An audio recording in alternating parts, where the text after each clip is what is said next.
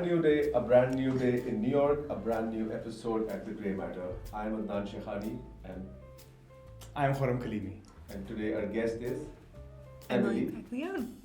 Emily Paglione is our guest today. Let's begin our show. Let's see what her journey has been and what she has planned for the journey forward. So, Emily, if you can introduce yourself and what you have been spending time in, about your education and the experience, would like to know. Yeah, so I graduated from University of Delaware in biomedical engineering. So I come from a highly technical background, a lot of math, a lot of science. And then I started as a project manager at Savoda. So what is Savoda? What are you doing and why this company is so good and what makes it special? Yeah, so Savoda develops custom software for clinical trials. So anytime that a pharmaceutical customer or a biotech company has a new drug that they're looking to start a clinical trial for, eventually take it to market, they look to outsource customized software so that clinics and study team members can control their trial using customized software. Every clinical trial is different. Every clinical trial studies different patients, different populations. Most of the time, pharmaceutical companies don't have their own software in-house. So they look to us, specifically very customized software implementation. So basically, it's not a product company, it's a customized software company. Yeah, exactly. And serving all kinds of different needs in health tech, basically. Exactly. So my question, is it just software or is it also a service of conducting those trials? It is a service as well at a high level. So once the software is implemented, that basically means that the clinical trial has started. And so clinics are registering visits, patients are taking drug. My team supports that throughout the trial. So, hey, there's a problem with the software, there's a bug.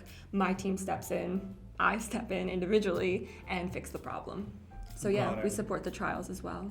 Got it. So tell me about your journey, that how much you are enjoying, and you've done a long stay in this company. These days people are switching a lot, but there must be something good going on in the company, and with your role, that's why you are continuing. Yeah, so I started as an associate project manager. I always kind of knew I wanted to be a project manager. I've always loved organization and collaborating with others, hearing other perspectives. So I started as that. I knew immediately about 3 months in that I wanted to be a project manager. At my company, there's different career paths you can take. Project management is one of them. And so I just went at it. I would say the reason why I stayed so long and developed my career as a project manager is because I had wonderful mentors. My manager, when I started working there, was more than I could have ever imagined. And is she watching? Or is she watching? Oh my gosh, she might be. I hope she knows who she is.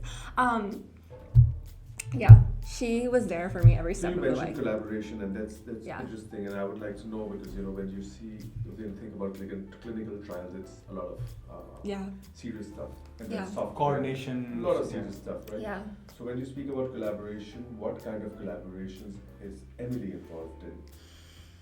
I collaborate with a lot of individuals, actually, every day on my job. I'm thinking even today at work, I collaborate with like 20 people. I collaborate first and foremost with my team.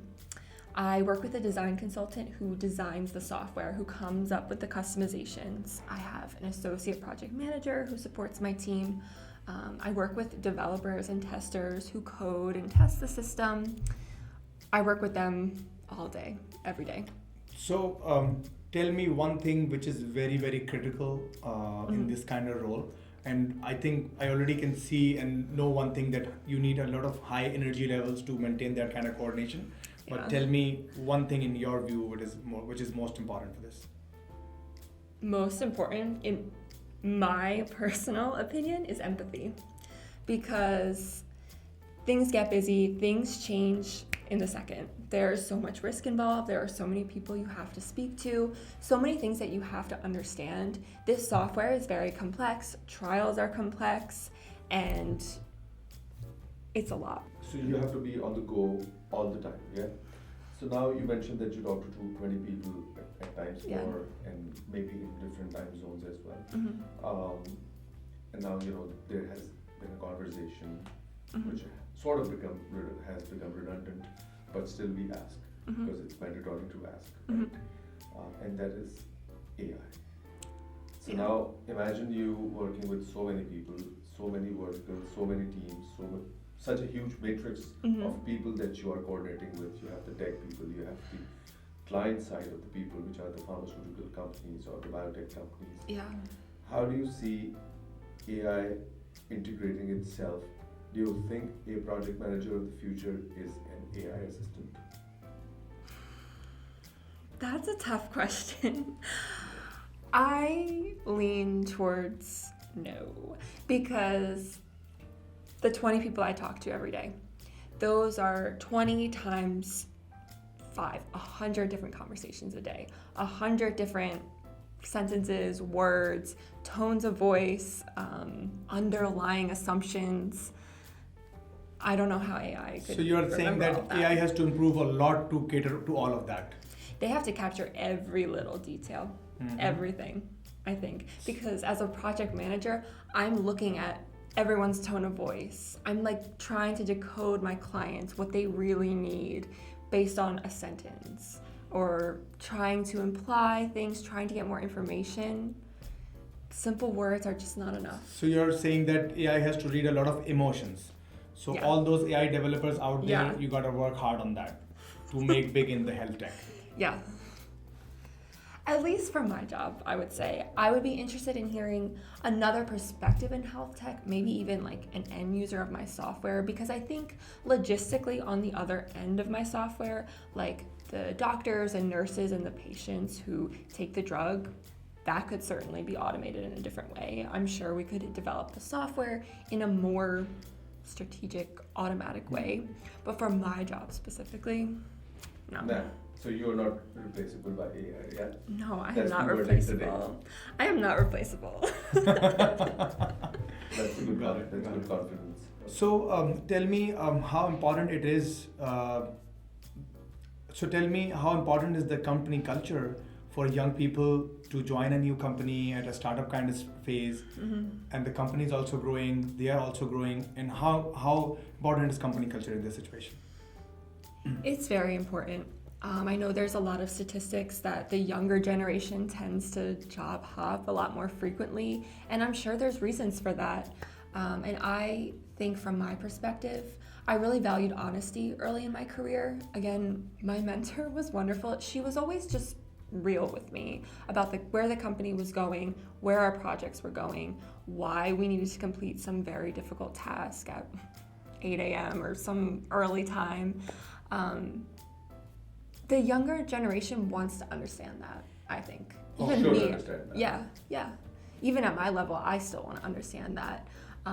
So just having as much information as possible is important in a company culture.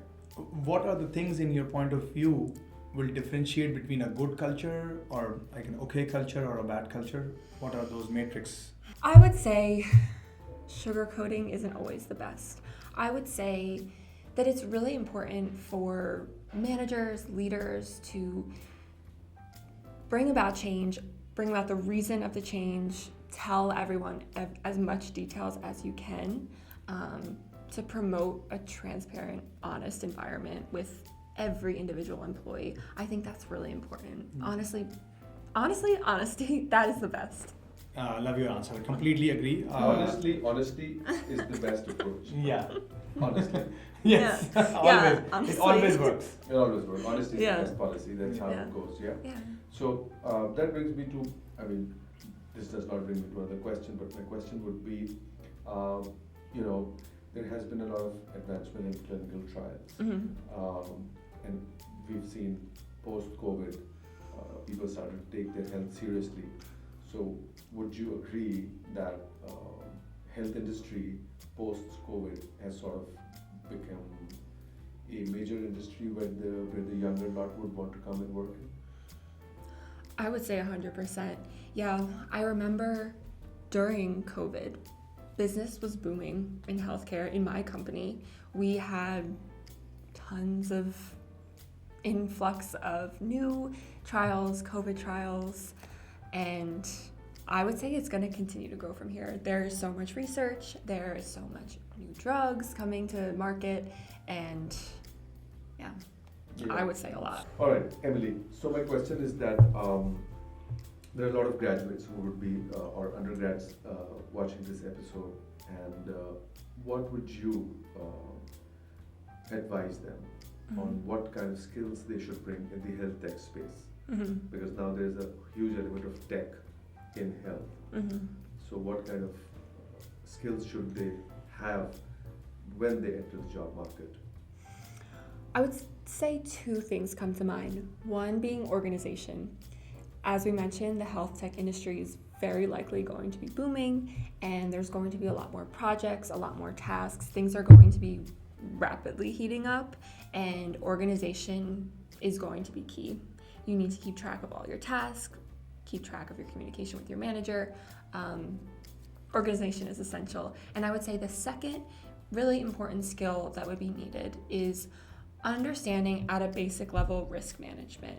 What would happen if, for example, in a clinical trial, the highest risk is unblinding a patient. If they're randomized to one treatment arm, if it's a double-blind trial, nobody can know that information.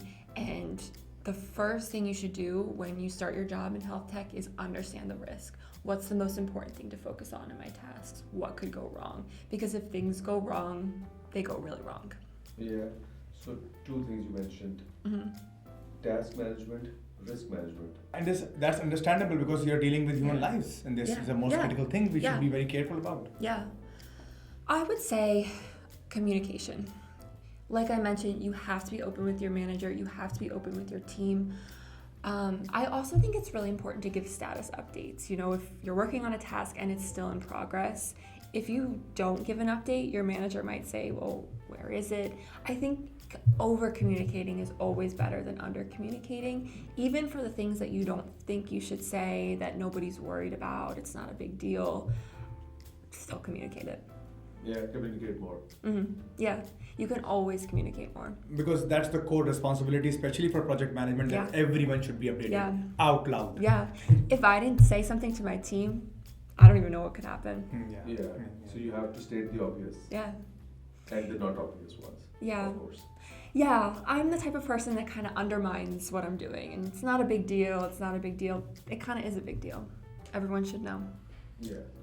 So while you were deciding, as you said, when you started your career, in 3 months you knew that you have landed in the right position. So what was that thing which made you feel, and what was that alignment of the role of your personality type which make you feel like that? So besides the fact that I always knew I like to organize and hear other perspectives, I knew that being a project manager would help me grow personally. I was shy my whole life. I never really spoke up a lot. And again, I had wonderful mentors in my first role that really showed me what it looks like to speak up, to push back to people, to stand up for yourself. And I knew that if I gained those skills, I would grow completely as a person. And that's a huge skill for a project manager. And you'll be a good mentor yourself. Then. Yeah, yes, exactly. Yeah, it's tough because sometimes I view the project manager as the bad guy. And I was never the bad guy in my life. I was always like, sure. Because you were doing empathy. Yeah. Because your I'm role very demands that, empathetic. and you were doing that. That's why you were able to get successful and still continuing in that same role. Yeah. So tell me about your future plans. What are you evaluating these days, and how would you like to grow in your role, and what are the new avenues and things you'd be interested to be trying in your career? Yeah, so I love being a project manager, truthfully. I would love to grow as a project manager as much as possible. I'd like to expand more on skills such as customer management. I'd kind of like to take my skills at a higher level. I know the next step sort of for a project manager is a program manager, managing multiple customers at a higher level. That's where I see myself. So in your field, you guys are using standard project management tools, or there are some specific project management tools for health tech? We use some standard tools and some non-standard tools. We use basic project planning. We use SharePoint. We use defect tracking systems for software. I would say those are pretty standard. Our company has a specific software development lifecycle process, so we have to follow certain rules that are company specific. And how distributed is your team globally? So how many countries they are based in basically? So Savoda is headquartered in the United States in Conshohocken, PA, and we also have offices in Bucharest, Romania, Barcelona, Spain, and another office in the United States. Oh, pretty much global organization Yeah. you guys are. Yeah. And Japan as well. Japan, oh, Mhm. that's Oh. going far east. Yeah. Oh, interesting. So, Emily, I have a question. Mhm. What is the gray matter to you? It's a part of the brain. I know that because I study biomedical engineering. Yeah, Yes. Yeah. interesting, interesting. So, how do you see the health tech industry evolving? What's the next for health tech? I imagine companies will start using AI more and more. My company uses it very generally, but I imagine that that's how software and implementations are going to evolve. Yeah. Excellent. So, what kind of impact you're seeing? The impact in the field, back-end operations, or interaction with the world, interaction with the patients? What kind of AI you're foreseeing? I think if I was really thinking ahead, like if I was the innovator at the company, we'd probably use AI for some of our mundane tasks, like quick document updates or small tasks that we do on the day-to-day. I imagine my developers and testers would also build automation tools. I know that's a big thing in their space. Project management, I really don't think so, but I would say You're small. holding project management very close to your heart. Yeah, I think she's very emotional about it as well. Yeah. Kind of am, yeah. Yeah, you are. Yeah. It really means a lot to me. But that's good. That's good. Yeah. You're proud of it, right? And Yeah. yes, we need this passion in whatever you are doing. Yeah. If you are doing it with this passion, you should be doing good. So that's a direct Yeah. correlation between this. Yeah. No matter what, I care so much about my team, my job. Like, they're at the forefront of So where my head is at. that's the main task for a project manager. Good Yeah. job. Yes. Right. So Emily, with you doing things forwards and backwards, Yeah. yeah, and all those minute details, managing so many people, how does that translate into thought leadership, strategic leadership? Yeah. So, with intricate knowledge of every task, forwards and backwards, for over 100 projects at this point for me specifically, I've gained a ton of wisdom. I've gained past experience, what went wrong, what went right, what to not do in the future, what to do in the future, and that helps the company grow because my opinions are very valuable with this much experience. And they're not just mere opinions anymore. Yeah, more they're of Backed by on-the-ground data. Yeah. experience. backed by 100 projects of data. It's backed by data, and Yeah. data never lies. Never lies. So, one final advice before we close the show to all the project managers out there, Mhm. and tell them what is working and what is not working for project managers. I would say to tie it back, have empathy. Empathy for your team, empathy for your customers. And I also believe that your team is the expert, not you. You're the expert at managing the project. You know how to do everything, but you should rely on your team for their opinions.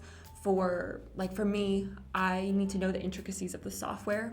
I have to rely on my team for that, and that helps me make the decisions, and I would recommend every project manager do that instead of just assuming that you know everything, assuming that you can solve every problem.